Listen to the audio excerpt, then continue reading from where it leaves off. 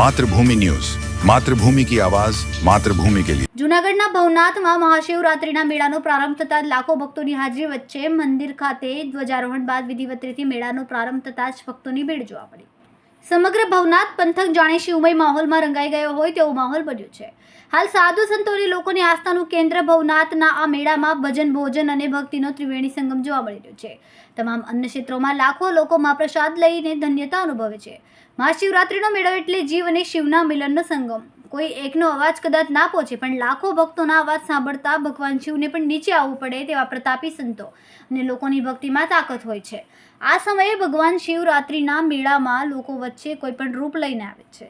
બીજી તરફ મેળામાં ધૂણા ધક્કાવી શિવની આરાધના કરતા નાગા સાધુ સંતો પણ જોવા મળે છે। મહાશિવરાત્રિના મેળામાં દૂર દૂરથી ભક્તો અહીં આવતા હોય છે। મહાશિવરાત્રિની રાતના સમયે નીકળતી શાહી રવેડી મેળાનું આકર્ષણનું કેન્દ્ર હોય છે। રવેડી પૂર્ણ થયા બાદ અંતમાં નાગા સાધુઓના મૃગી કુંડમાં સ્નાયુ સ્નાન બાદ મેળાની પૂર્ણાહુતિ થતી હોય છે। આ 4 દિવસના મેળા દરમિયાન તમામ આશ્રમ, ધાર્મિક જગ્યાઓ પર મોટા પ્રમાણમાં અન્ન ક્ષેત્રો ચાલે છે અને આવનાર તમામ ભક્તો અને સંત સમાગમને પ્રેમથી જમાડવામાં આવે છે અને દેશ વિદેશમાંથી મેળાની મોજ માણવા શિવ ભક્તો આવે છે। તમામ કલાકારો પોતાની આગવી શૈલીમાં ભજનો રૂપી કાલાવાર કરીને જય માતાજી, જય મોગલ મહાદેવ હર। આજે આ શિવરાત્રીનો અદ્ભુત પર્વ, શિવ અને જીવનું એક મિલન એટલે શિવરાત્રી કહેવાય। એક માણસ બોલે તો કદાચ અવાજ ન પડે પણ લાખો મારના અવાજથી ભગવાનને પણ નીચે આવવું પડે છે, એટલે શિવને પણ નીચે આવવું પડે આ સમયે શિવરાત્રી દિવસે।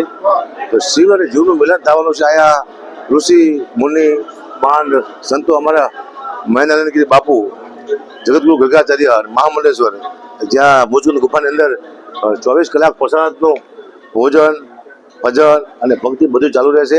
કુંભના મેળામાં અદ્ભુત ખર્ચો કર્યા પછી, અદ્ભુત ભોજન કર્યા પછી પાછું આ શિવરાત્રિના દિવસે અહીંયા પણ છેલ્લા 4 દિવસથી ભજન અને ભોજન ચાલી રહ્યું છે।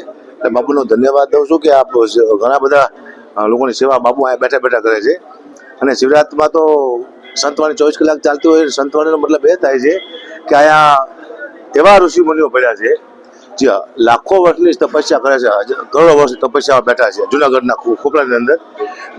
અને સંતવાણીથી એના કાન સુધી અમારા શબ્દ પહોંચી જાય કોઈ કલાકારોના, તો એનું ભવિષ્ય સુધરી જાય એવું છે।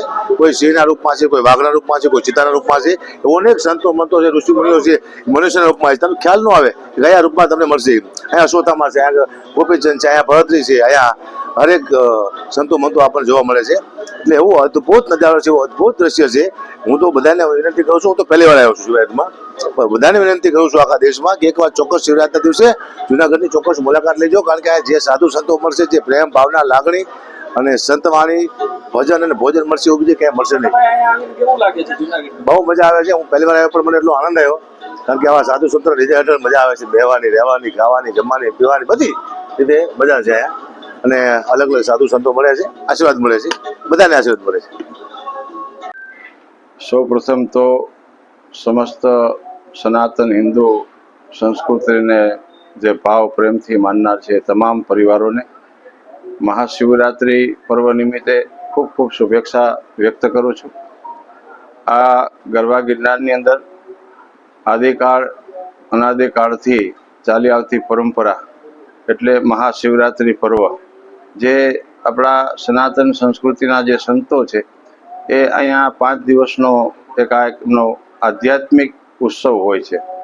અહીંયા ભારત દેશની અંદર વસતા સનાતની સંતો ગિરનાર ક્ષેત્રની અંદર આવી અને 5 દિવસ એ ધૂણી તાપી અને અનુષ્ઠાનનું એક ભવ્ય અને દિવ્ય આયોજન થતું હોય છે।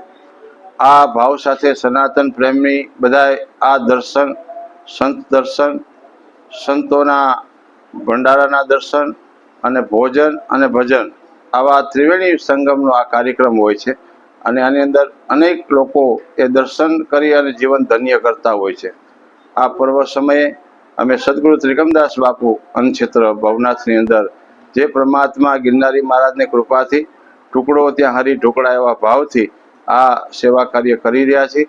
અને આપ સૌ ધર્મપ્રેમી પરિવારોને ગિરનારની ક્ષેત્રની અંદર મહાશિવરાત્રિ મહોત્સવની અંદર આવવા માટે અમે હાર્દિક આમંત્રણ આપીએ છીએ।